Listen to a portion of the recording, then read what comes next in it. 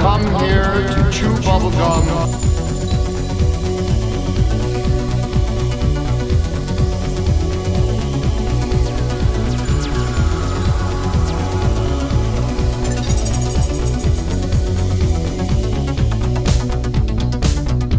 You're listening to Here to Chew Bubblegum, recorded from a secret location in the city that moves mountains.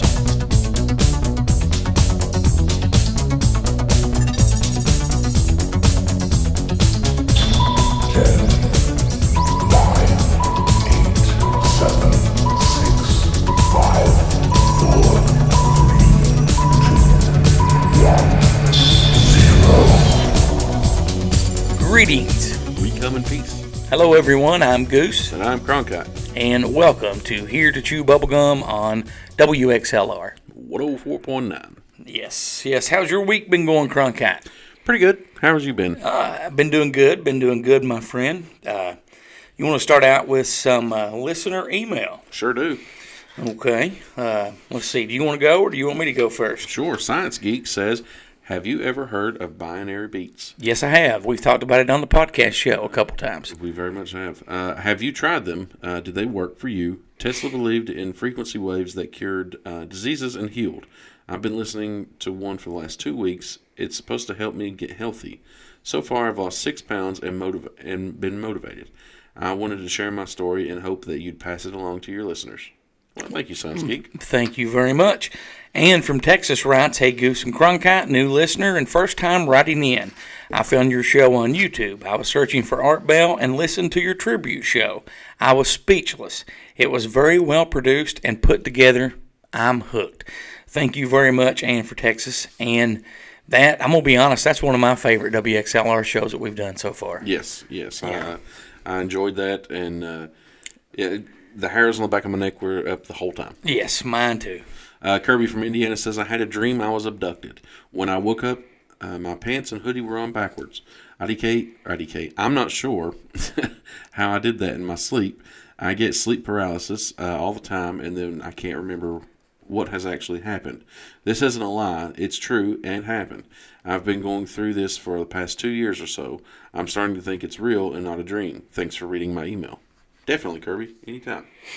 Jeremy says, hey, Goose, Cronkite, Ned, and Elliott, have you guys saw the recent UFO picture and video that the Pentagon says is part of an ongoing investigation? What are your thoughts on the matter, Roswell? We actually have saw that, and we'll be talking about it in just a few moments. Yes. Mike from Missouri. Hi, everybody. After listening to an old Elliott's articles, I became interested in the Montauk Project. I've done some research and hope to make a small contribution here by explaining a simple-to-make device called the Delta Time Generator. It is a very small handheld device produced by the electronics genius Preston Nichols. It's built around the Big Bang Theory, whereby, as it's believed that our universe was opened by an acoustic wave of circa 430 megahertz. The thinking is that if there were other universes around, then they too would open to other frequencies. A small oscillator is produced using a very special old quantum tunneling transistor called a surface barrier transistor. You will see a reference to this semiconductor in Montauk Revisited book, pages 129 to 131. Thank you, Elliott, for making me aware of the Montauk Project, and thanks to Cronkite and Goose for all the ear candy entertainment they provide me. Roswell, my friends. Thank you very much. Very, very good email. Great, fascinating subject, too, Montauk Project. Yes. Debbie from Kentucky says, Goose and Cronkite, I hope that all is well. Have you saw that some major news outlets here in the United States are reporting the UAP footage that the Pentagon is saying is real? Guess we aren't the crazy ones. Mm-mm. Also, once the truth comes out, will you continue the show? If you do, will you make any changes or rework how you present the show? Say hello to Elliott. His part of the show is great and gets better and better, Roswell. Yes, we have saw those. We'll be talking about those in just a moment. Mm-hmm. Answer your question, no, we will not stop doing the show once the disclosure comes out. We hope to get an interview with one of the pilots of the UAPs. Yes, absolutely. I've been working on my alien language You want to give us a sample of that? Cut. Very good. I said I would like a cheese taco, please. Oh, okay. Very good. Also, I think our show is probably going to be better. Yes. Just because of, think about the questions that we're going to be able to answer. The questions of Roswell, the questions of Black Forest incident, the questions of Rendlesham. All of these things, all of these unexplained events are going to finally be answered. I'm so excited for that. Yes, they are. And speaking of answers, Papa, get the phone in the bunker. It is ringing. It certainly and is. we're recording a radio show. Papa. I have one last listener email. Gregory from Kentucky says, hello, guys. I've saw a few ships with different colored lights like you described on the show a few weeks ago. Mm-hmm.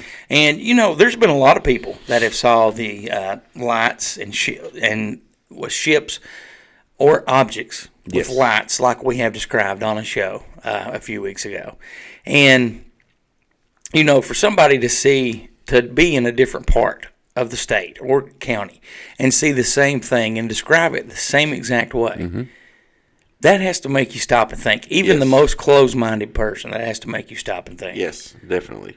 And that makes me feel a little better about myself, that I'm not just not staring at stars and saying, "Oh, look what that is," because I was afraid that's what was happening. No, not at all. But what they're referring to is this week national TV news networks and respected newspapers have plastered the images on front of pages and on nightly newscasts all over the world. Among those who've been asked to comment are the two top members of the Senate Intelligence Committee.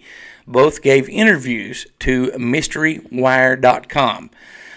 In March 2019, the crew of a Navy F-818 flying out of a naval air station, Oceana, off the coast of Virginia, into restricted airspace called W-72 encountered 3 unknown objects, one right after another, directly in their flight path. The weapons system officer used his iPhone to snap a photo of an object, dubbed the Spear. Then minutes later, an object nicknamed the Acorn showed up, followed minutes later by a third object, which was labeled the Metallic Blimp. The unclassified photos were forwarded to Pentagon investigators working on what is now known as the UAP Task Force, a congressionally designed program created to find out if the aerial intruders might be foreign drones, balloons, or something that cannot be explained. 2 years ago, after examining photos along with sensor data that was not made to the public, the UAP Task Force still considers these objects to be, quote, unknowns. So they didn't give us the old weather balloon theory. Swamp gas from Venus. Or swamp gas. They didn't give us that. The Pentagon later confirmed that the 2019 photos were taken by a U.S. Navy FA-18 crew off the coast of Virginia. After the 3 photos were reported by Mystery Wire, other more exotic images surfaced, courtesy of filmmaker Jeremy Corbell. And Corbell is the one that put the documentary on Bob Lazar together that was on Netflix and still on Netflix. Yes. Came out a couple years ago. Corbell unveiled a startling video of unknown objects described as flying pyramids. The video was recorded through infrared device from the deck of a Navy warship in July 2019. A Pentagon spokesperson confirmed that the video was recorded by Navy personnel. Corbell's images and Mystery Wire's visuals have been published around the world, making international headlines and appearing in network newscasts. The images are part of a briefing presentation prepared by the UAP Task Force and delivered to higher-ups in the military intelligence fields and to members of Congress in closed-door briefings. So the government has said that these are unknowns. What does that make you think about June 1st and the disclosure? I'm looking forward to it. And, it says a lot that they are just coming out and saying, yeah, we don't know what these are. Yeah, yes, it does. Compared, 20 years ago, what would they have said? Oh, there's nothing there. It's lens flare. Well, this one is a blimp. Yeah. You can clearly see it's a blimp. Yes. Someone just threw an acorn up in the air on this one. Yeah, and I think that... or they were in a balloon and dropped it because they were eating acorns. Right. And You laugh, but I mean, I'm serious. That is the kind Sure. of idiotic things that they've told us Oh, I know. in the past. I know, and that's the thing is like it is exciting. It's exciting to finally get a we don't know what that is, or it's not from here. That it's a soft opening, Exactly. as you would say. Exactly. I look forward to June 1st Yes. and the records that's yet to come. And we talked, I guess, last week about the James Webb Telescope briefly in closing. Yes. For those of you that may not have had time or you're curious about the James Webb Telescope, basically what that is, the James Webb Space Telescope has successfully folded and packed its sun shield for its upcoming multi-million, roughly 1.15 million kilometer journey, which begins later on this year. And I think that they're going to send it out this October.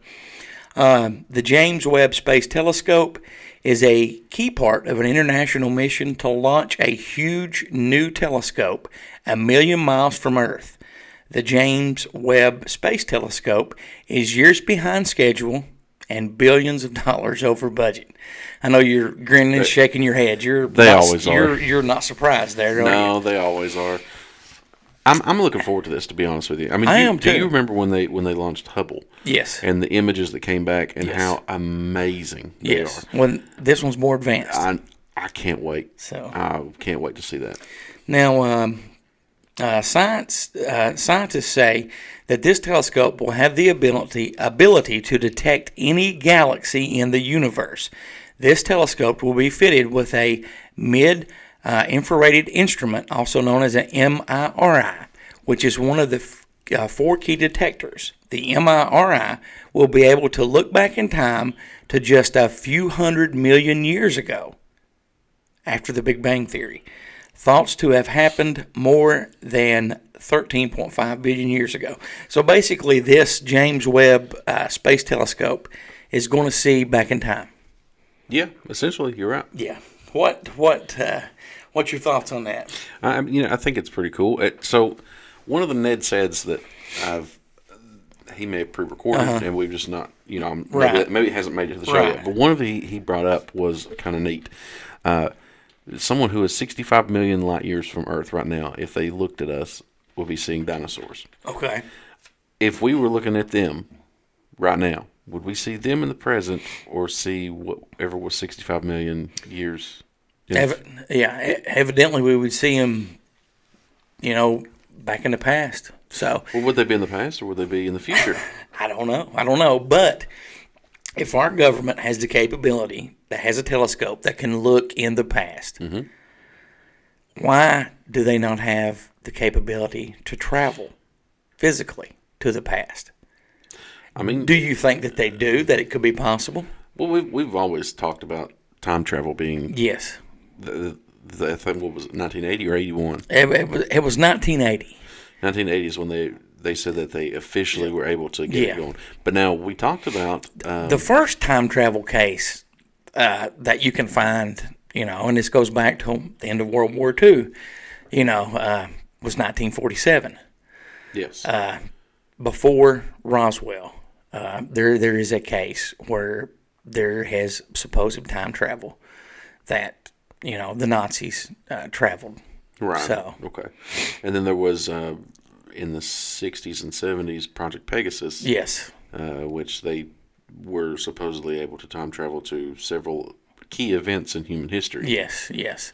And some of these, you can see some of the pictures of these events, some of them online, and people claim, there's an old black and white movie of a lady walking down and people saying she's holding a smartphone. Yes. And you can see some instances like that.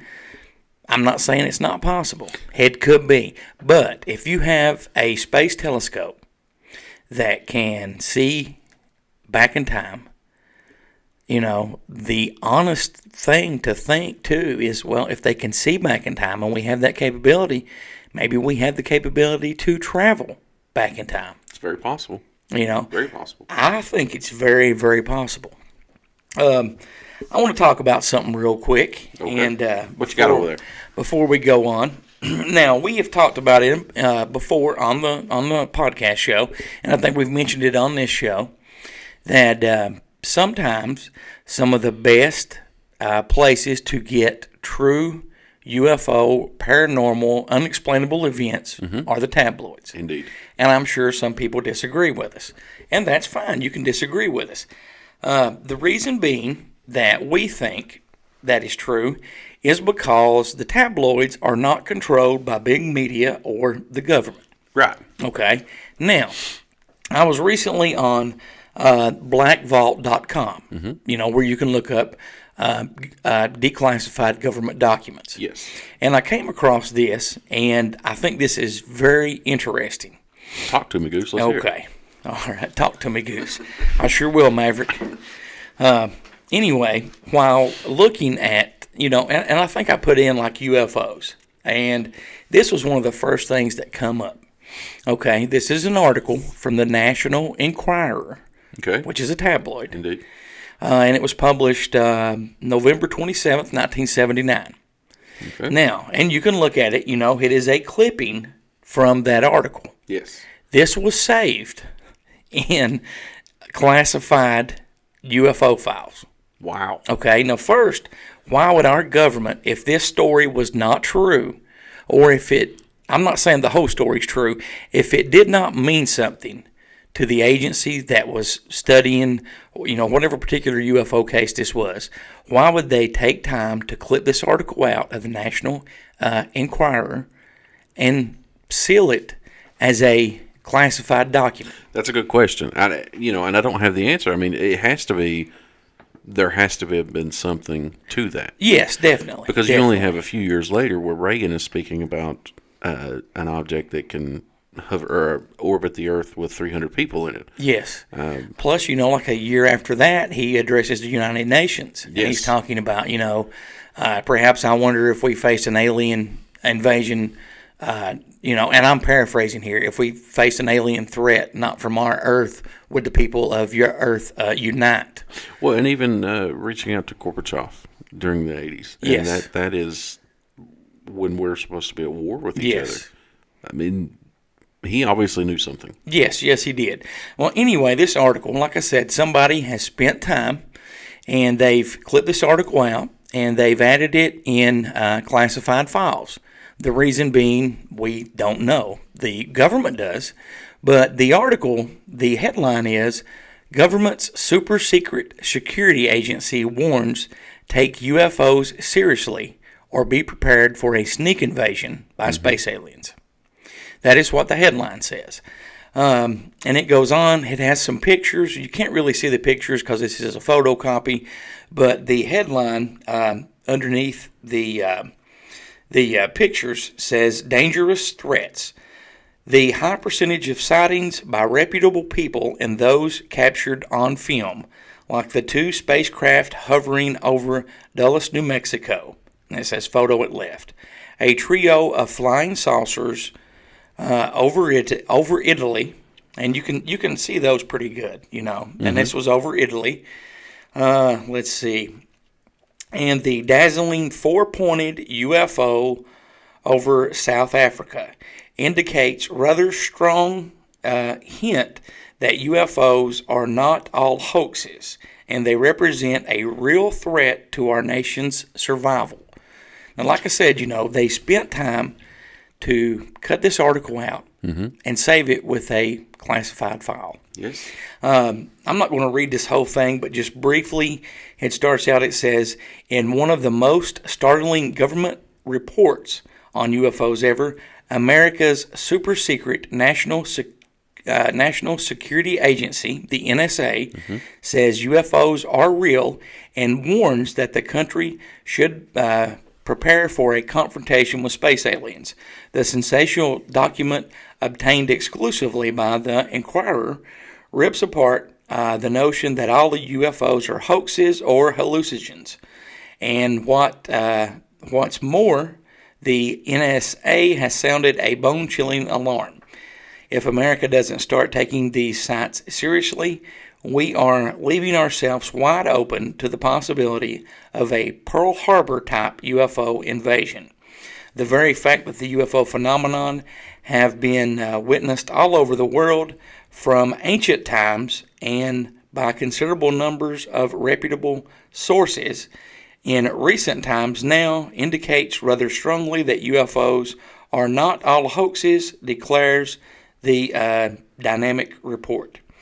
And, I'm not going to read the whole thing, but it goes on. Again, that was published by the National Enquirer, November 27th, 1979. And again, if that was not true, and I'm not saying it is true, but why would the government spend time to cut that out, handwrite when it was come out, and what publication it came from? Right.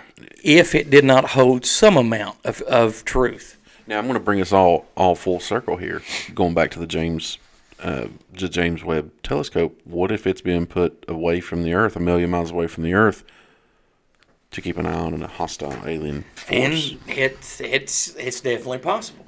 If that's the case, I don't think we'll ever get it out of them. Maybe not. Probably not. That's just my thoughts. So, yeah. What's your honestly, your whole take? If, you were running a business, or you were scrapbooking, you look like the type that scrapbooks. No, I don't. I don't particularly care for it. Okay.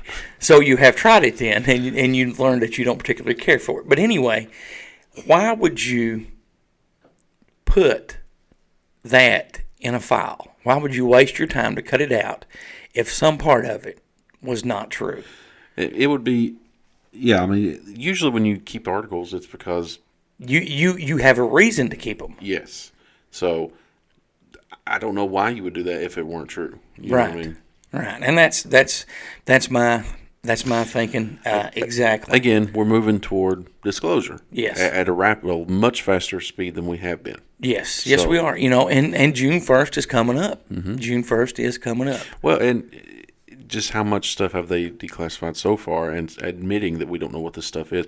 And then there on the Black Vault website, right there, a clipping from the 70s that says, the NSA. And there's a lot of really good documents on that website. Some of them are a little bit hard to read because, they are photocopies and, they're hard to read. But there is, like anything that you could think of, you can search there. And if there's ever been a released classified file of it, you will find it there. It's a fascinating site. Definitely. We're going to take a break and have Elliott's articles, have an all-new NED SAID, and when we come back, we're going to talk about one of our favorite subjects that we could probably talk about for days and days. Yes. And I am referring to Ingersoll-Lockwood. And if you don't know who that is, do you want to just give them a little bit of sample of basically what that is? All right. So Ingersoll-Lockwood was basically an author. And he wrote the Marvelous Travels of Little Baron Trump, right? Who we know that President Trump's son is named Baron. Essentially, it goes into Ingersoll-Lockwood may have predicted the future, and it's possible he could have been and still is a time traveler. Indeed, and also. Now, his name is owned by a corporation, Ingersoll-Lockwood Incorporated, which is owned by Cyber Defense Media Group. No, or was it? No, it's the other way around. Okay. Ingersoll-Lockwood bought Cyber Defense Media Gotcha. Group. However, it is it's very strange. It's very strange. We are going to start at one point on this, and when we finish the story, you will be like, it goes wild. Oh my God, I'm gonna have to go back and listen to that again just to make sure I follow everything. Right. But we're going to take a break, like I said, and we'll be back in just a moment.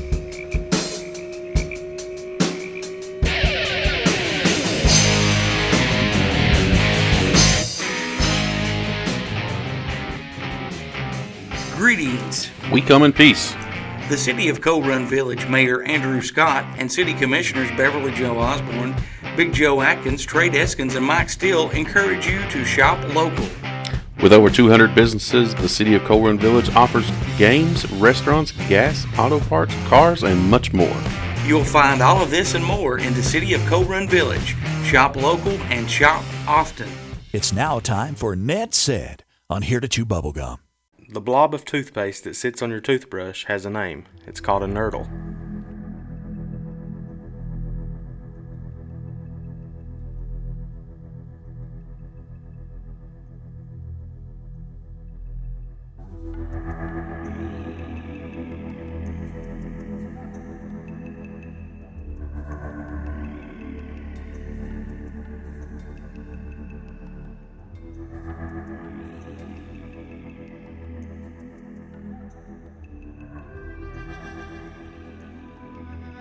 Researching the inner workings of the net to bring you stories of the strange and unusual. It's Elliott's Articles on Here to Chew Bubblegum. Take it away, Elliott. Good morning, good afternoon, good evening, whenever you may be listening. This is Elliott with Elliott's Articles on the Here to Chew Bubblegum show. Now, most of you all who listen know that we are always looking into UFO encounters, especially in the great state of Kentucky. And one of the lesser-known cases actually involves a UFO over the city of Louisville. Yep, that's right, over the city of Louisville. Now, what I'm getting ready to talk to you about, it can be found in the Louisville Courier-Journal, the Thursday, March 4th, 1993 edition. UFO puts on a show. Jefferson police officers describe close encounter. This article was written by Gardner Harris, a staff writer for the Courier-Journal. Two Jefferson County Air Unit police officers, described by their lieutenant as solid guys, swear that they had a 2-minute dogfight with a UFO during a routine helicopter patrol Friday night. Two officers on the ground said that they too spotted the object. The UFO, a glowing pear-shaped object about the size of a basketball, literally flew circles around the helicopter. Even though the flyers say that they were moving at speeds approaching 100 miles per hour.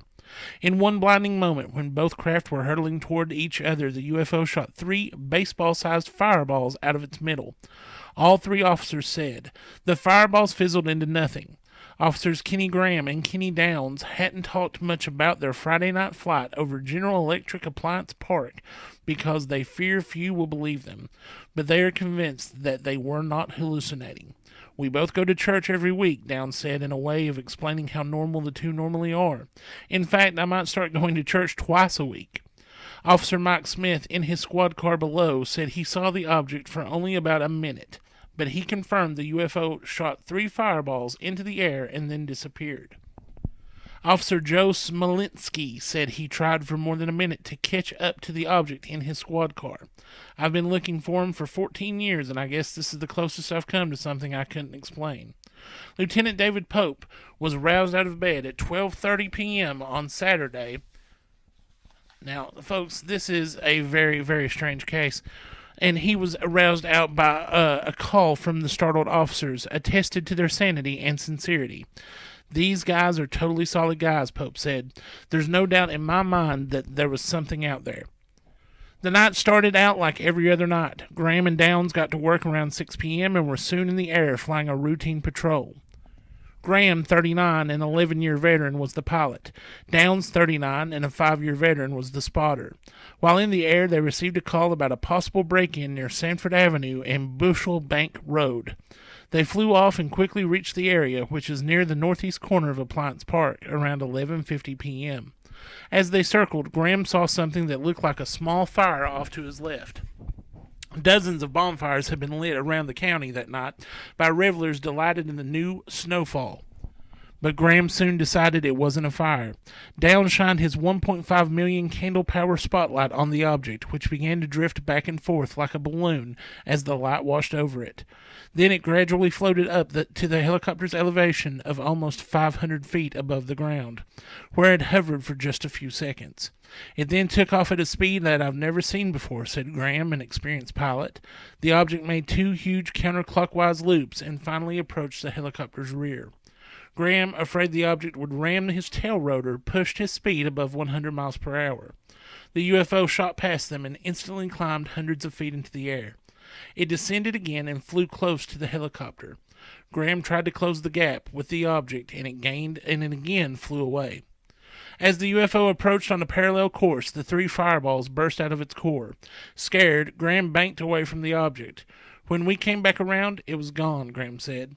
When the 2 returned to their base, Graham called the control tower at Standiford Field to ask if their radar had spotted anything unusual. It had not. Downs called the county's radio dispatchers to ask if anyone else had reported sightings. No one had, but the 2 did get confirmation from the 2 officers on the ground, one of whom was Smith.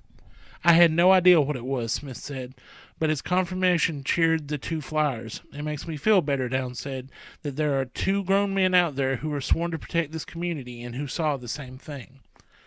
Now, it's odd that you haven't heard about this case, and I'm most assured that a lot of you haven't. It's got credible witnesses. You know, you have 4 police officers there. It happened in our state of Kentucky, but it just goes to show you that a lot of times people don't talk about UFO sightings. Now, why is that? Well, there's a couple of reasons. Everybody's afraid of what people are going to think about them. As you notice in the article, it says that the 2 officers go to church. Why did they feel they had to include that? You know, it goes to their credibility. And I think that that's something that all of us need to take into account. I think there would be more sightings in Kentucky if people felt they were free to divulge what they see. So the next time, if you have a friend who says that they've seen a UFO, or if you yourself have seen a UFO, please write into the show. Let us know. But also, you know, support your friends. Tell them they're not alone. And maybe we can find the truth if it's really out there. Stay vigilant, listeners. Elliott out. Are you a horror movie fan? Yeah, I dig horror movies. Are you searching for a great internet horror talk radio show to listen to? Why, sure, that sounds quite spiffy. Then you need to tune into deadpit.com. It's the original horror talk radio show. Dead Pit is a show by the fans and for the fans. Uncensored and unbiased opinions are the goal of the show, giving fans honest reviews on new films and vintage classics of the horror genre. Make deadpit.com your #1 horror station destination. You can always call, text, or leave a voicemail for Here to Chew Bubblegum. 606-373-3396. You can also send an email to goose@heretochewbubblegum.com or cronkite@heretochewbubblegum.com. You're listening to Here to Chew Bubblegum.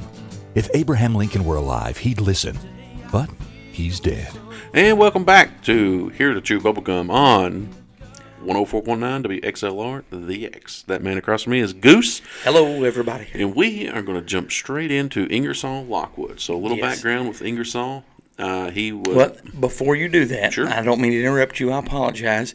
If we don't get finished with this in this episode, we will pick back up next week and continue talking about it.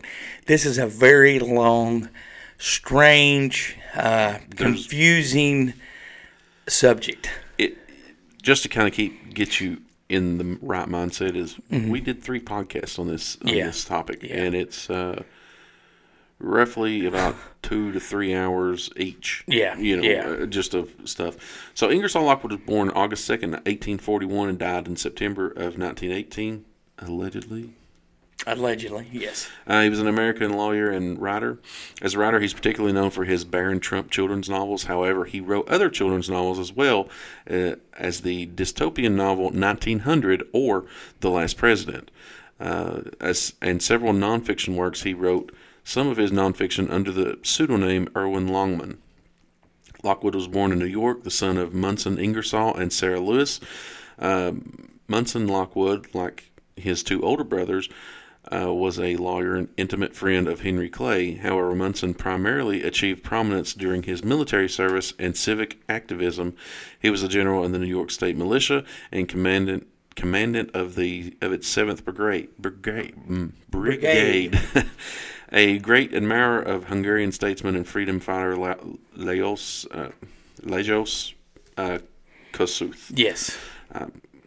There's a lot of Hungarian names in here, and I apologize. Yes, Munson actively raised funds for him in New York City and was also one of the founding members of the Osenings First Bank. Lockwood had two brothers, Henry Clay Lockwood and Howard Lockwood. Like his father and uncles, Ingersoll trained as a lawyer, although his first position was as a diplomat, and in 1862 he was appointed consul to the Kingdom of Hanover by Abraham Lincoln. At the time, he was the youngest member of the U.S. Consular Service and served in that post for 4 years. On his return, he established a legal practice in New York City with his older brother Henry.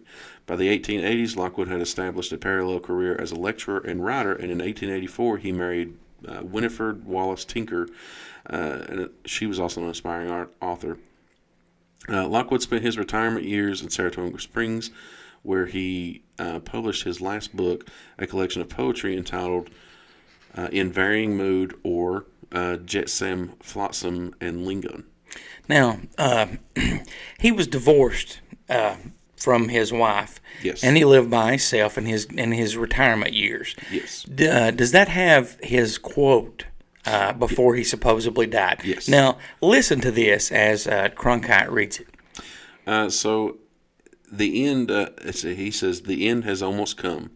I'm only awaiting for the signal to push off and begin my voyage to the Isle of the Blessed in the far western seas. I was troubled in my mind at first, for my little bark, staunch though it may be, sat too deep in the water. It was overladen with conceits that wouldn't be current and merchandise that wouldn't be sellable in the Isles of the Blessed. Overboard with it. Now that I have lightened my ship, I feel better. Lockwood died in Saratoga Springs 5 years later in 1918 at the age of 77. Supposedly he died there. Supposedly. Now, the reason that I say supposedly is because you could take that as if you are a time traveler, you could take that as a message that they're leaving to start their time travel adventure. Leaving everything he owns, everything he has, everything he's built here in this time, he's living Now, just him. Why do we think he could be a time traveler? All right, so Nikola Tesla. Yes. Are you familiar with him? Yes, I am. So he. Well, wait. Before you get to that point, okay. As you said, he wrote. What was it? The last president. Okay, and what was the Baron? It wasn't the Misadventures. It was the Marvelous Adventures of Baron Trump. Now, in those books, he mentions Barron's dad, Don. Mm-hmm. Don lives on Fifth Avenue. Mm-hmm. Don eventually becomes president. Well, you're kind of mashing together a few books. Okay. Well, in the series of books is what I meant, that he does all these. Now, Don also has a friend named Leif Pence. Mm-hmm. Pence is the guy's last name. Yes. And he was a senator. He was something in the administration. But you've got Barron Trump as a real person today. Yes. You've got Donald Trump as a real person today. Yes. You've got Pence as his best friend. Mm-hmm. Well, probably not at this moment, but was, sure, one of his good friends. And he does or did live on Fifth Avenue. And he was an American president. Yes. Now, you may continue. So, in the last president, it goes on to say, talking about the uproar and the civil unrest about... Similar to what we saw back in January. Yes, for the now last president. Yes. And it happened on Fifth Avenue at where he lived, which is Trump Tower is located on Fifth Avenue. Yes. Okay. Now, fast forward, Nikola Tesla. Mm-hmm. Nikola Tesla died in New York City. Mm-hmm. When he died, there were like 80 trunks of information of stuff that he had worked on and was building, or just ideas that he had had. Nikola Tesla is an amazing man, or amazing brain. Yeah, he is and was and still is a genius. Notice we said still is. So going forward, there was an MIT student graduate that was assigned by the military or the U.S. government to go into. Yes, that was with the Department of Alien Technology. It was, yes, to go in and go through his things and make sure that there was nothing that could fall into the wrong hands.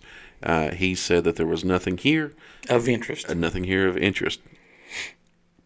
Notice I said 80 trunks. Yes. 60 trunks were returned. So we believe that 20 trunks contained... 20 to 23 trunks were missing and have still never been accounted for. Yes.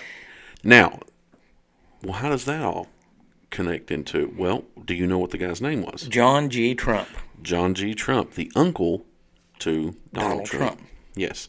Now, with that being said, a few years later, he's credited with creating the X-ray machine. The X-ray, which Nikola Tesla accidentally created in the late 1890s. Yes, and so the thought is that during that time, or when in those files, there is time travel. Yes. And it's possible. Yes. That the Trumps are all time travelers, or at least John Trump could Yes. have been. He could have took that information, like you said. He had access to the MIT laboratories. Mm-hmm. He could possibly have built a time machine yes, and went back and talked to and met Ingersoll-Lockwood indeed. and told him some stuff that could have happened. He could have even gave, if a time machine does exist, if he did have access to one, he could have gave him access to a time machine himself. Very much so. Now, the reason, and I can just imagine them people listening to this and being like, Oh, yeah. oh my God, these guys are crazy. These guys have lost But it. there is too many coincidences that Ingersoll-Lockwood wrote about pre-1900s Yes. that, and I mean, yeah, you can come up with a name, John Smith, or let's say Humpty Dumpty. I could write something. But if I name one person and another person, and then I get the last name correct of the person's best friend, and, I pinpoint where they lived at, there is too many similarities there but for this to be just a coincidence. I definitely agree with you. He had to have some inside information from somebody to know what to write about, Yes. And it's possible that John G. Trump did find, because it has been alleged that Nikola Tesla did build and have access to a time machine. We don't know if that's true or not. Right. But that is a strong belief on some message boards, and if you do a little digging, YouTube, there's videos on it. That's a very, very strong belief. Indeed it is. But if nothing's interested out of these trunks, why would you keep 20 to 23 trunks? Exactly. What was in those 20 to 23 trunks? Well, we know probably the X-ray was in there. Yeah, definitely. And we know that probably time travel was in there. It sounds that way, my friend. It definitely sounds that way. Now, there's a Nikola Tesla, Elon Musk connection. There is. So during, supposedly, after Tesla died, they secured samples of his DNA and maybe possibly skin samples or hair samples, something like that. Yes. Because he was a genius. Yes, he was. Now, go ahead. So Elon Musk is born in South Africa. Pretoria, maybe? Pretoria. Which is, there are several, I think there was like 5 genetic laboratories there Yeah, that are the top 5 in the world. that clone things. Well, yeah, they're just described as the top 5 genetic laboratories in the world. Yes. Now, there's other genetic laboratories all over the world, but the top 5 are within like miles, less than 50 miles Of from where where he was Elon born. Musk was born. Allegedly born. And the thought process is, because he's such a genius, is Elon Musk possibly a clone of Nikola Tesla? There's some similarities in features. Yes, they are. There's some ways that that he gets his ideas. They're Yes. similar.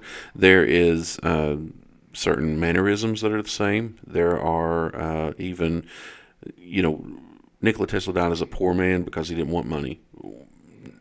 Elon Musk realizes that he needs money to make his dreams come true, or Yes. his machines work. So he starts from, what was it? He started a small business, then turned it into PayPal, and then turned it into Uber or something like that. Yeah, well, I mean, I don't know if those are the correct businesses in that order, but yes, he did. And, even some of and I'm thinking back to when we talked about this on the podcast, because we've talked about it, like Cronkite said, several times. There was even like some of the sleep pattern of Nikola Tesla and Elon Musk was the same. Yes. Is the same. Yes. The way that Nikola Tesla would eat dinner at precisely, I think it was 8 p.m. every evening, it's been reported that Elon Musk does the exact same thing. Yeah. And there is a lot. The height difference was there wasn't a height difference. They were the same height, but there was a weight difference. Elon Musk was heavier than Nikola Tesla. But a lot of the facial similarities are very, very similar. Well, I mean, and you really can't give the heavier thing away because I mean, because in Nikola Tesla's time, you didn't have all this fast food and this salt, and you had more healthy, natural stuff. Sure, and so therefore, anybody from that time versus now would be lighter. And also, he was a very poor man. Yes, Nikola Tesla. Well, yes, he was. But if he did pass away and die, and there's conspiracy theories surrounding that that he was hit by a unknown car. He made it back to his hotel room and he laid there and died a couple of days later. Yeah. There's been claims that the government had somebody hit him. There's all kinds of claims, but he was like 86 years old when he supposedly passed away. Right? 77. Nikolai was 77. No, I'm sorry. Okay, 86, yeah. That's what I was thinking. He was 86. I mean, that is a long time back in the early 1900s. Yeah. But it was like the 40s when he passed away, correct? I think so, yeah. So, but now here is what kind of is weird about the situation is that Nikola Tesla was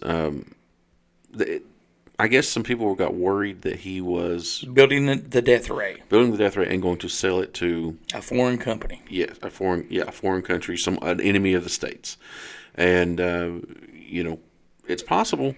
It's very possible. I mean, stranger things have happened, and the government does silence people. I mean, I won't say they kill them, but they do silence people. It's very possible that somebody hit him intentionally.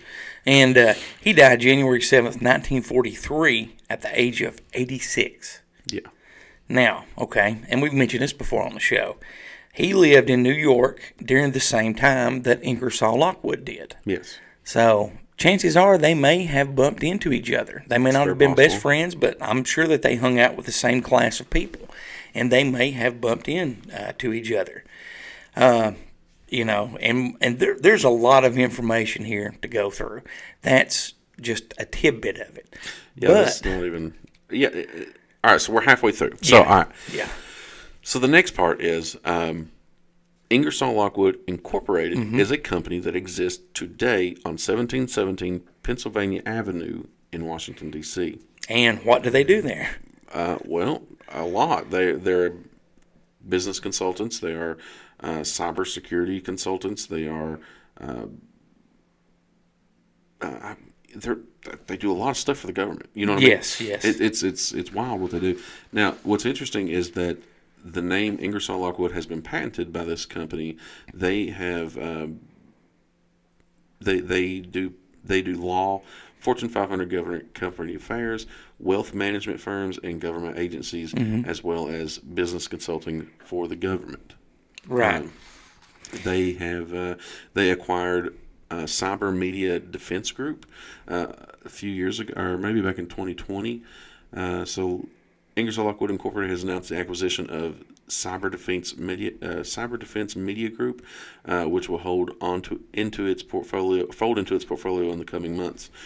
Nothing in how Cyber Defense Media Group operates will change, with the exception of continued growth and additional focus on the American exceptionalism, while we spin out additional platforms for the global, commercial, and international sectors in the coming months, said James Gorman, Vice Chairman of Ingersoll-Lockwood.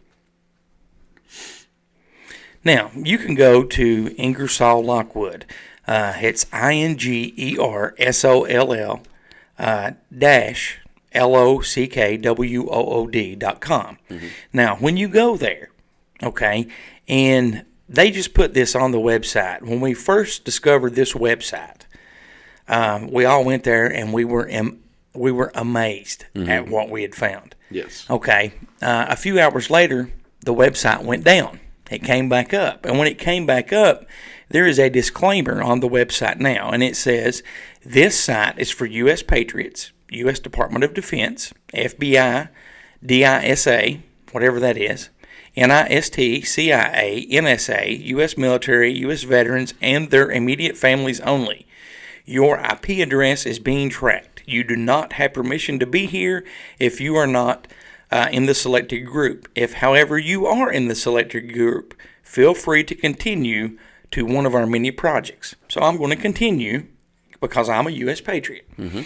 Now, when you go to their, and there's a thing comes up now, this wasn't on here before, it says your IP address is now being tracked. No rights granted, we reserve all rights. So that is new. So when you go there now, looked like it redirected me to the American Health Defenders. It had never done that before. Which is also a business in the same building. Okay. So let me see if I can go back here to Ingersoll-Lockwood and find out. Yes, I do. Okay. Now, their company history states, in the late 1800s, our namesake, Ingersoll-Lockwood, delivered futuristic and visionary content over a century ahead of its time. He passed his knowledge to S.G. Samuels, Sr., who shared the Great Awakening Plan, also known as the Plan for the North American Century, with Stephen G. Samuels, followed by our entire team who continue to carry on this tradition today. Our mission is to build a brighter future for humanity, starting with the reassurance of American exceptionalism. And then, it gives their namesake a link to, and then, it goes on to tell what their mission statement and all that is. But remember the name Stephen G. Samuels. Okay. Now let me read that part again. It says, he passed his knowledge along to S.G. Samuels Sr., who shared the Great Awakening Plan, also known as the Plan for the New American Century, with Stephen G. Samuels. Guess who's the chairman of Ingersoll-Lockwood Incorporated? Stephen Samuels? Stephen G. Samuels. He is a founding member of the Department of Homeland Defense. So, and the board is made up of retired government officials, and there's one citizen that is recognized as a U.S. patriot that is on the board. So, why all the secrecy? Yeah, exactly. It's a very strange turn. Very, very. It's not what we were expecting at all. No, and it's funny that they updated their website. They update their website almost every time we go there. Yes, we do. And, we've actually called them on the podcast show before. I've called them off the air. Cronkite's called them on, and we left a message. Cronkite did. And did you ever hear back from them? I have not. I wonder why. You want me to check on them right now? Sure. So, again, that is Ingersoll-Lockwood Incorporated. They are affiliated, and Cronkite's trying to call them right now. You have reached the voicemail of Cyber Defense Media Group. Please leave a message after the tone. So, you always get the same thing.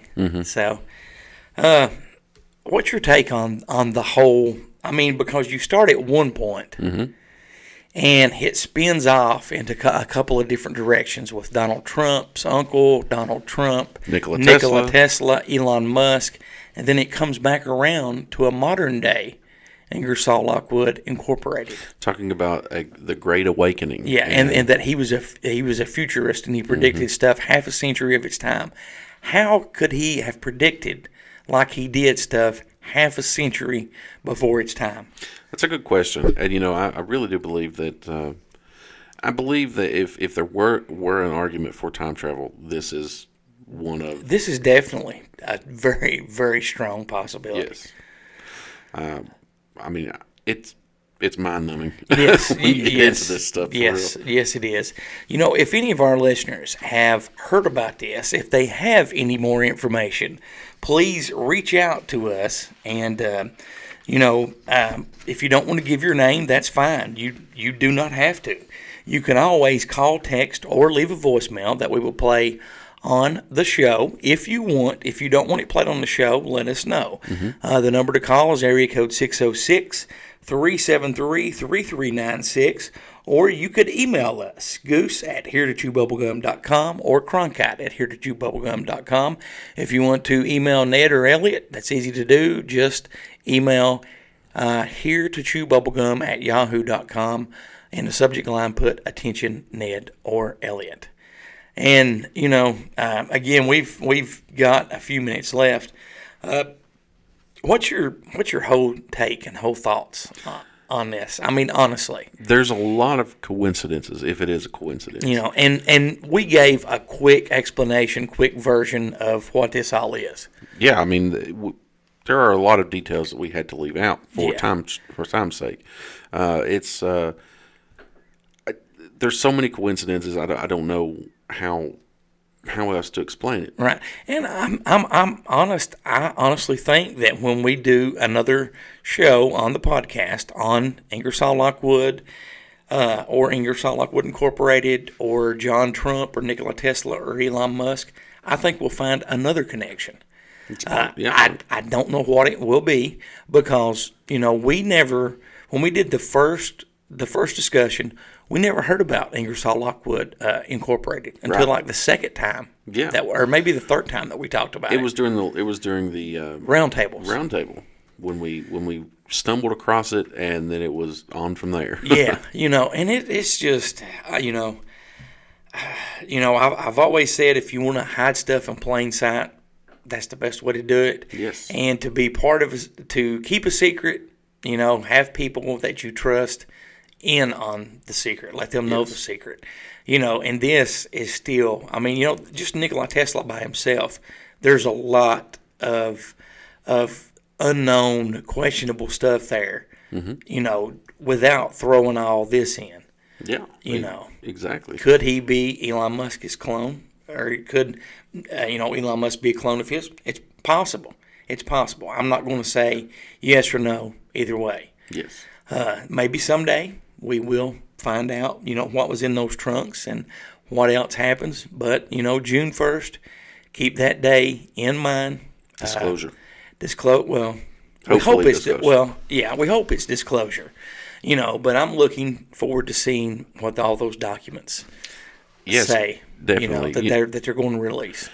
And I'm hoping that they'll actually release documents that's not redacted to death. Me too. I mean, the story we started out reading, what's been going on the last couple of weeks, they've already said this is unknowns. Yeah. I mean, the truth is out there. The truth is here. Mm-hmm. They're here. They're here. I don't think they're hostile, because if they were, I think that, we would have already known about it. Yeah, we would have known about it, or we would never have got those photos mm-hmm. that pilot took of those three, because they would have probably blew them out of the sky. Yeah, we wouldn't be living life as normal. No, but it's a fascinating subject. Definitely. We're going to wrap it up in just a minute. Before we do, is there anything that you want to say or get off your chest before we end the show? I think I would like to wish everyone a happy week. A happy week? A good week? A good week, happy week. Do you have a theme song that you want to say? I don't. Happy week. Are you sure? Mm-hmm. Are you positive? Happy day. Are you surely positive? You know what? Just have a week. Okay. I don't care if it's happy or not. Just have a week.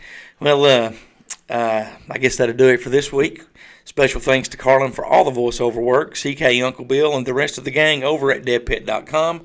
T-Shirt Joe at fastcustomshirts.com. If you need shirts and need them fast, be sure to get in contact with our friend T-Shirt Joe. If you're looking for a great podcast to listen to, be sure to check out Talk Junkie with our friend Justin Perkins, and also check out Down on the Holler with Jordan, Brad, and Jordan. Down on the Holler. Down on the Holler.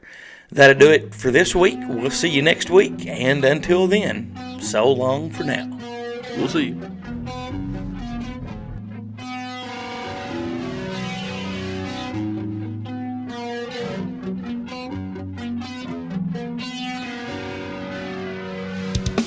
for listening to Here to Chew Bubblegum. Tune in next time as we dive deeper into things the government doesn't want us to know.